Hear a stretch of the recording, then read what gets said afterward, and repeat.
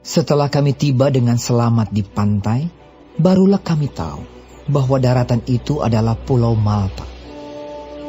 Penduduk pulau itu sangat ramah terhadap kami.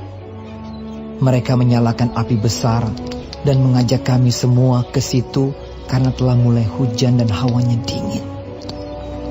Ketika Paulus memungut seberkas ranting-ranting dan meletakkannya di atas api, keluarlah seekor ular beludak karena panasnya api itu, lalu menggigit tangannya. Ketika orang-orang itu melihat ular itu terpaut pada tangan Paulus, mereka berkata seorang kepada yang lain, "Orang ini sudah pasti seorang pembunuh, sebab meskipun ia telah luput dari laut, ia tidak dibiarkan hidup oleh Dewi Keadilan." Tetapi Paulus mengibaskan ular itu ke dalam api, dan ia sama sekali tidak menderita sesuatu. Namun mereka menyangka bahwa ia akan bengkak atau akan mati rebah seketika itu juga. Tetapi sesudah lama menanti-nanti, mereka melihat bahwa tidak ada apa-apa yang terjadi padanya. Maka sebaliknya, mereka berpendapat bahwa ia seorang dewa. Tidak jauh dari tempat itu ada tanah milik gubernur pulau itu.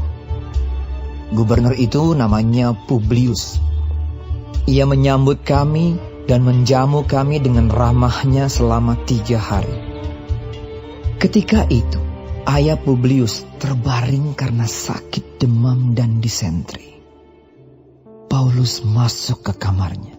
Ia berdoa serta menumpangkan tangan ke atasnya dan menyembuhkan dia. Sesudah peristiwa itu, datanglah juga orang-orang sakit lain dari pulau itu, dan mereka pun disembuhkan juga. Mereka sangat menghormati kami, dan ketika kami bertolak, mereka menyediakan segala sesuatu yang kami perlukan. 3 bulan kemudian kami berangkat dari situ naik sebuah kapal dari Alexandria yang selama musim dingin berlabuh di pulau itu. Kapal itu memakai lambang Dioskuri. Kami singgah di Sirakusa dan tinggal di situ 3 hari lamanya. Dari situ kami menyusur pantai, lalu sampai ke Rhegium. Sehari kemudian bertiuplah angin selatan, dan pada hari kedua sampailah kami di Puteoli. Di situ kami berjumpa dengan anggota-anggota jemaat, dan atas undangan mereka, kami tinggal 7 hari bersama-sama mereka. Sesudah itu kami berangkat ke Roma. Saudara-saudara yang di sana telah mendengar tentang hal ihwal kami, dan mereka datang menjumpai kami sampai ke Forum Appius dan Tres Taberne. Ketika Paulus melihat mereka, ia mengucap syukur kepada Allah, lalu kuatlah hatinya. Setelah kami tiba di Roma, Paulus diperbolehkan tinggal dalam rumah sendiri bersama-sama seorang prajurit yang mengawalnya. 3 hari kemudian Paulus memanggil orang-orang terkemuka bangsa Yahudi, dan setelah mereka berkumpul, Paulus berkata, "Saudara-saudara, meskipun aku tidak berbuat kesalahan terhadap bangsa kita atau terhadap adat istiadat nenek moyang kita, namun aku ditangkap di Yerusalem dan diserahkan kepada orang-orang Roma. Setelah aku diperiksa, mereka bermaksud melepaskan aku, karena tidak terdapat suatu kesalahan pun padaku yang setimpal dengan hukuman mati. Akan tetapi orang-orang Yahudi menentangnya, dan karena itu terpaksalah aku naik banding kepada Kaisar, tetapi bukan dengan maksud untuk mengadukan bangsaku.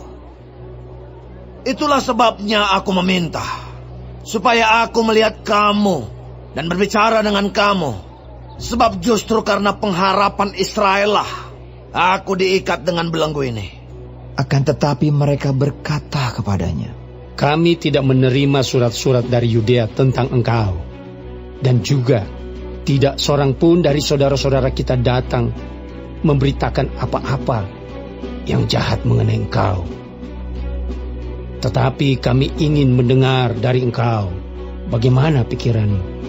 Sebab tentang Mazhab ini kami tahu bahwa di mana-mana pun ia mendapat perlawanan. Lalu mereka menentukan suatu hari untuk Paulus. Pada hari yang ditentukan itu, datanglah mereka dalam jumlah besar ke tempat tumpangannya. Ia menerangkan dan memberi kesaksian kepada mereka tentang kerajaan Allah. Dan berdasarkan hukum Musa dan kitab para nabi, ia berusaha meyakinkan mereka tentang Yesus. Hal itu berlangsung dari pagi sampai sore. Ada yang dapat diyakinkan oleh perkataannya, ada yang tetap tidak percaya. Maka bubarlah pertemuan itu dengan tidak ada kesesuaian di antara mereka. Tetapi Paulus masih mengatakan perkataan yang satu ini.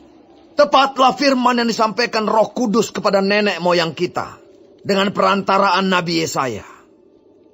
Pergilah kepada bangsa ini dan katakanlah, kamu akan mendengar dan mendengar, namun tidak mengerti.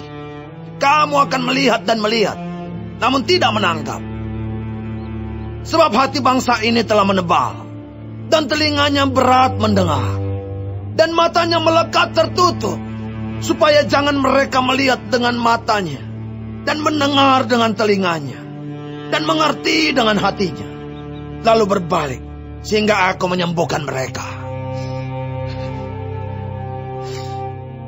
Sebab itu, kamu harus tahu bahwa keselamatan yang daripada Allah ini disampaikan kepada bangsa-bangsa lain, dan mereka akan mendengarnya. Dan setelah Paulus berkata demikian, pergilah orang-orang Yahudi itu dengan banyak perbedaan paham antara mereka. Dan Paulus tinggal 2 tahun penuh di rumah yang disewanya sendiri itu. Ia menerima semua orang yang datang kepadanya dengan terus terang dan tanpa rintangan apa-apa. Ia memberitakan kerajaan Allah dan mengajar tentang